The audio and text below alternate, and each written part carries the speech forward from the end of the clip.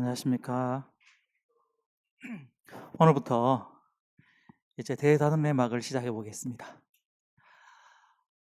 첫째 시간은 오늘 7교시인데 첫째 시간은 OT를 좀 하고 싶어서 부탁드렸습니다. OT 좀 하고 OT 빼고 7시가 7교시입니다. 한 7시 반이나 8시간 정도를 할 테니까 양해를 좀 해주시고요. 또 수업하다 보면 제가 이제 그날 목표한 진도가 있거든요. 그러면 이제 30분 정도 더 나갈 수가 있어요. 그런 거 좀 염두에 두시고 스케줄 좀 짜주시길 바라겠습니다.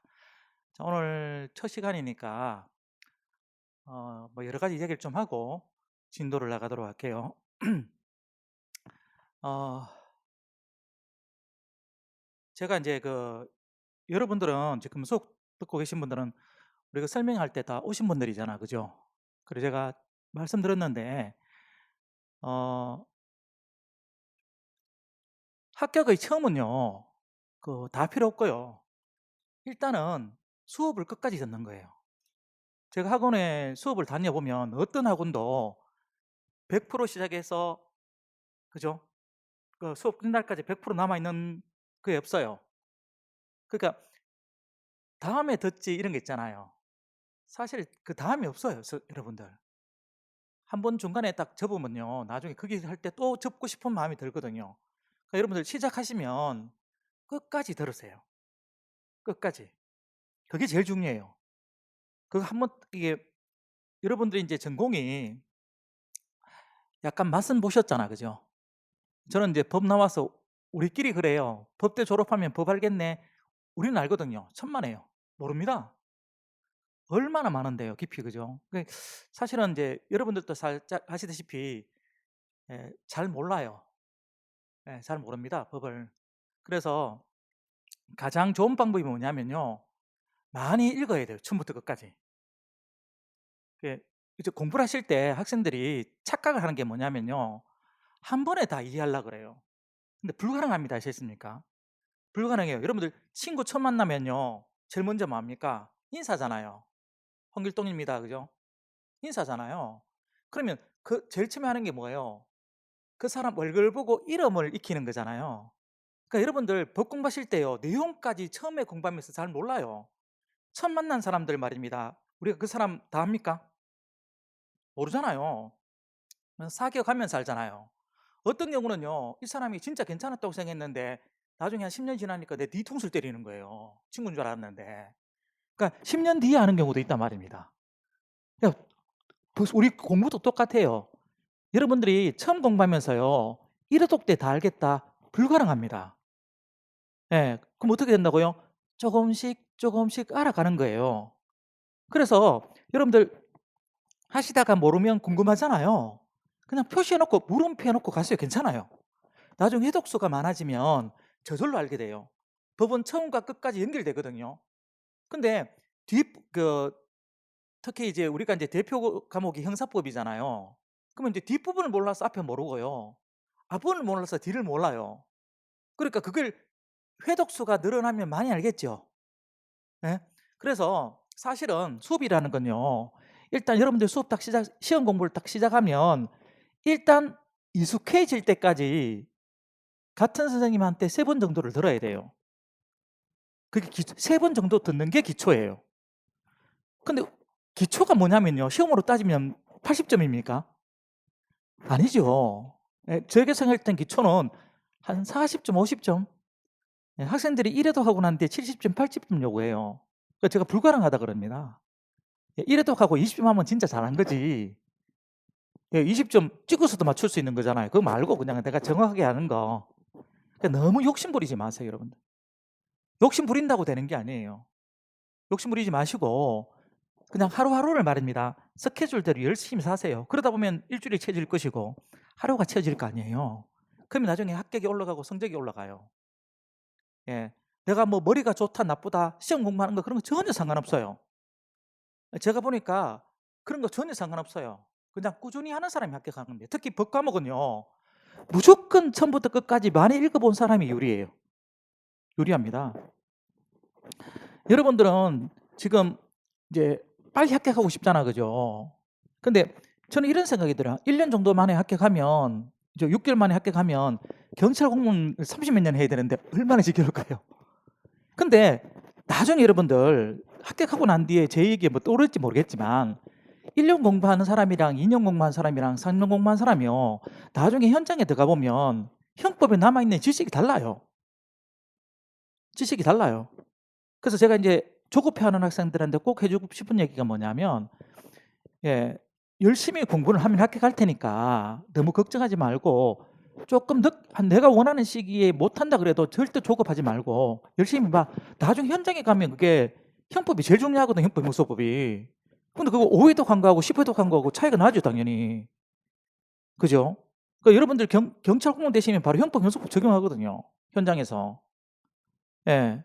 그러니까 그런 거 걱정하지 마시고, 제가 이제 드리고 싶은 이야기는 뭐냐면, 우리가 시험이 이제 우리가 강의가 2개월마다 한 순환씩 돌아가잖아요. 그럼 1월달 시작하면 2월달 말에 끝나잖아요. 2월달 말까지 버티셔야 됩니다. 여러분들은 당연히 그렇게 생각하시잖아요. 근데 내가 해보니까 아니더라고요, 사람이. 그 핑계 대기 시작합니다. 저도 이제 자식 키우지만 세상에 제일 쉬운 게 남 탓이에요. 니 탓이에요. 근데 합격하는 사람들은 절대 남 탓 안 합니다. 합격하지 못하는 사람들이 니 탓이죠. 학원 탓, 그죠? 예, 선생님 탓, 또 집에 가면 엄마 탓, 그죠? 우리 아들이 그죠? 아빠가 왜 이렇게 나왔어? 이렇게 얘기하더라고요. 내 탓 되는 거죠. 부모님 탓. 얼마나 어리석은 짓입니까? 자기가 열심히 안 해서 그런데. 예, 그러니까 여러분들, 예, 뭐 생각하지 마시고 처음부터 끝까지 꼭 들어두시라는 거. 이게 제가 봤을 때 합격의 지름길이에요. 근데 진짜 말입니다. 시험 공부는요, 경찰 공무원 채용 시험은 포기하지 않으면 합격하는 거예요. 포기를 하지 않으면. 자, 그러면 헌법에 대한 얘기를 잠깐 할게요. 헌법에. 제가 작년 2차 시험에서요, 저한테 수업 듣는 분들이 합격했는 이유가 다 제 때문에 합격했어요. 이거 제 자랑 좀 하고 할게요. 왜 제 때문에 합격했냐면, 제가 이제 강의를 쭉 해오다가 느낀 게 뭐냐면요, 경찰 공무원 채용 시험이 옛날만큼 쉬워지지 않을 거다 이제 라고 얘기해서 공부를 좀 열심히 시켰거든요. 근데 이제 2차 시험에서, 1차 시험에서는 헌법이 제일 어려웠고요, 작년 2022년도에 2차 시험에서는 형법과 형사법하고 경찰학 개론이 좀 어려웠어요. 그 이제 돌아가면서 이제 난이도 조절해야 되니까 돌아가면서 한 과목씩 어려운 거예요. 아니면 두 과목 어렵다든지. 근데 작년에는 2차 시험에는 제가 헌법을 저한테 수업 듣는 분들이 80 내지 90점 맞췄어요. 그래서 합격한 거예요. 예, 합격한 학생들이 저한테 다 고맙다 그랬어요. 예. 그러니까 여러분들도 따라오시면 뭐 제 과목에 대해서는, 그죠? 여러분들이 걱정할 필요가 없이 열심히 해드릴 거예요. 근데 열심히 따라오셔야 돼요. 제 헌법은요, 계속해서 말씀드리겠지만 다른 과목하고 약간 달라요. 들어보시면 아시겠지만. 그러면 우리가요, 시험을 만약에 100점이, 우리가 100점이잖아요. 그죠? 100점을 하게 되면 이게 참 희한해요. 뭐냐면 다른 과목들은요, 기본 수업도 없고 기출 문제를 풀게 되면 70, 80점까지 가요. 헌법은 안 그래요. 헌법은 안 그렇습니다. 예, 왜냐면 헌법은요, 너무나도 양이 많다. 왜 많은지는 설명드릴게요. 그죠? 많기 때문에. 사실은 헌법은요, 제가 생각할 때 말입니다, 기본서가요, 우리가 기본서 수업하잖아요. 이게 30% 정도를 차지해요. 30% 정도밖에 차지를 안 해요. 그런데 이 기본서도 말입니다, 열심히 하셔야 돼요. 왜냐하면 이 기본서에 말입니다, 좀 이따 말씀드리기에 개별 부속법률이 나와요. 부속법률이 나오거든요. 근데 이 부속법률은 말입니다, 지금 우리 순경공채시험에서 1차 시험도 그렇고 2차 시험도 그렇고 부속법률을 약간 안 내려 그래요. 근데 이 부속법률은요, 7급 시험에서 난이도 조절 용어도 낼 수 있거든요.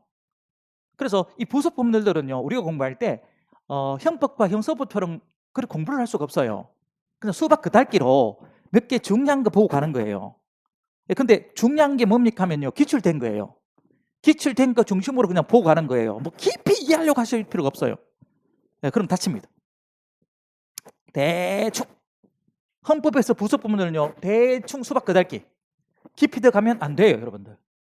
예. 그 부속법률인데 이 부속법률이 언제 나올지 몰라요. 언제 나올지 몰라요. 이게 이제 이게 이제 교수님들이요, 단정하신 분들 있잖아요. 안 나온다 이런 거 있잖아요. 그거 위험한 거예요.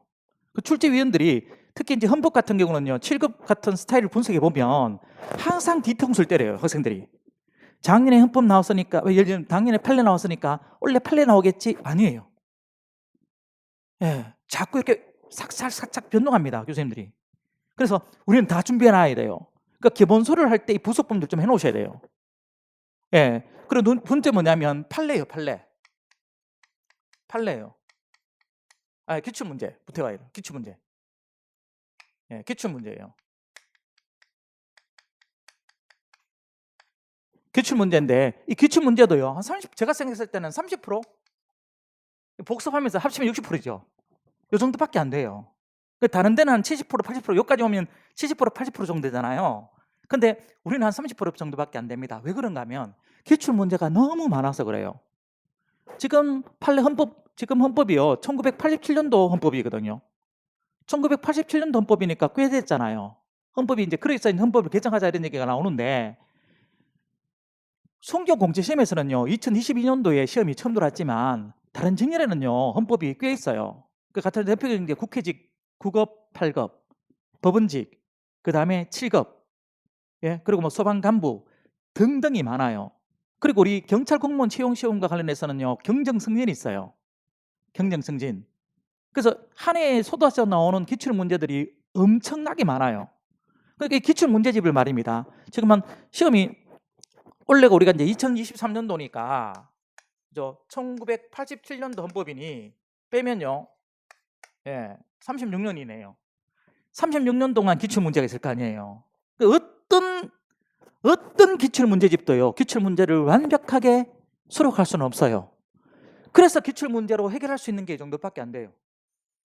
이 정도밖에 안 됩니다. 근데 이제 교수님들이요, 지금 헌법이 이제 계속 내니까 자꾸 난이도가 올라갈 거 아니에요. 그러니까 문제를 공개하게 되면 제일 큰 문제가 뭐냐면 난이도가 올라가거든요. 그 헌법도 말입니다. 우리는 작년에 2022년도에 처음 쳤지만 다른 직렬은 꽤 쳐놨으니까 이제 난이도가 문제가 아닐 거예요, 교수님들이. 그래서 난이도를 걱정하는데 이제 문제는 뭐냐면 기출 문제를 아무리 열심히 하셔도 못 본 지문이 나와요. 못 본 지문이 나옵니다. 뭐 낼까요? 판례 내겠죠. 그러면 이제 판례가요. 이제 여기 이제 두 가지 나누는데 보통 우리가 판례를 하게 되면 그죠? 제가 36년 동안의 판례가 있잖아요. 그죠? 근데 제가 잠깐 제가 설명회 때 말씀드렸겠지만 2021년도 한 해 판례만 3,700개가 되거든요. 3,570개, 3,740개 정도 되거든요. 만약에 3,500개 정도가 되는데 그게 10년이면 얼마 될까요? 3만 개가 넘어가잖아요. 근데 그걸 우리가 할 수 있냐면 없어요. 그럼 이때 기출 판례를 할 때 뭐냐면요. 기출 판례를 중심으로 볼 수밖에 없어요. 기출 판례들을 중심으로 볼 수밖에 없습니다. 공부를 하실 때. 이것도 양 조절하셔야 되겠죠. 그죠? 이게 한 30% 정도가 된다고 저는 생각해요. 30% 정도 생각합니다. 그리고 난 뒤에 10%는 뭐냐면요. 최신 판례를 하셔야 돼요. 예, 최신 판례를 하셔야 됩니다. 이 최신 판례가요. 한 10% 정도가 되는데 예를 들어서 최신 판례를 하면 1년치 판례가 되잖아요. 그죠? 좋은 거는 좀 뭐냐면 2년치, 3년치 정도 판례를 보는 게 좋아요. 그런데 여기 이제 중복될 수도 있겠죠. 그죠? 될 수도 있고 안 될 수도 있는데 한 2년치 판례에서 보면요. 지문이 한 13개, 14개? 2년치 판례에서 그죠? 2년치 판례에서 일자 10개가 넘어가요. 지문이. 기출됐는지 안 됐는지 상관없이.